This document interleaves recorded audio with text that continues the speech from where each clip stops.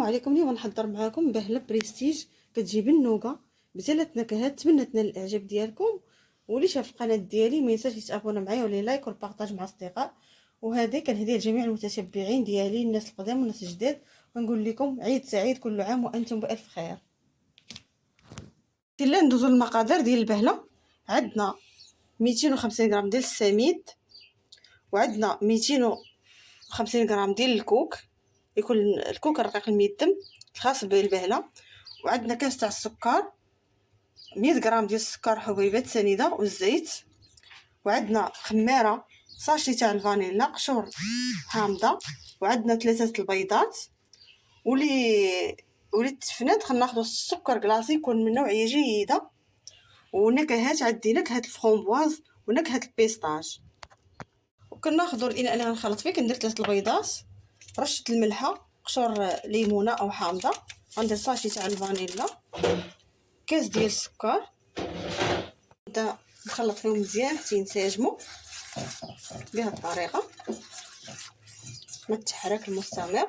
وغنضيف الزيت صافي، نبقى نخلط مزيان حتى ينسجم لي الزيت مع الزبده مع السكر. نسجم لنا الخليط. دابا غنضيف الكوك صافي، نبقى نخلط بحال هكا. دابا غنبدا نضيف السميد على حساب الخليط، وغنضيف ساشيه ديال الخميره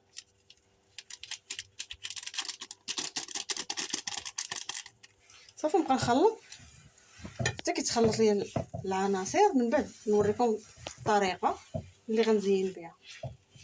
تاع في العجين كنخليوها بحال هكا شويه مرخوفه. ودابا درت نكهه البيستاج نكهه الفرomboise، والنص الاخر خليته بحال هكا. دابا خناخذوا السكر كلاصي وكنحاولوا نفندوها مزيان بهذا الشكل.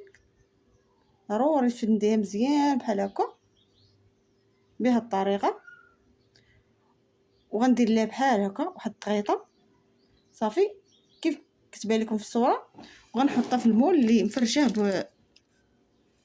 بورق الزبده صافي. ونبقى على هذه الطريقه حتى نكمل الكميه اللي عندي ونوريكم الشكل النهائي. بعد ما كملتها دابا ندخلها الفران يكون سخون، نشعلوا عليه من الفوق واحد 5 دقائق عاد باش نطلعوها الفوق ونخليوها حتى تحمر.